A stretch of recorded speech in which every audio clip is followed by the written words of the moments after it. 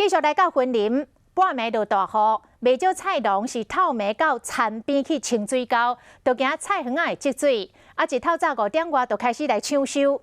西螺果菜市场讲，叶仔菜类这礼拜的货量价真少，价小大起7成。另外，这个南投仁爱乡投89线，透暝大雨造成土石流，这个路拢未通了。 菜园内面的硬菜，一只一只过拢落落去啊！菜拢浸伫水内，菜农天也未光，就紧来抢收。5点唔开始采收啊，多加济，安尼吼，才好转到。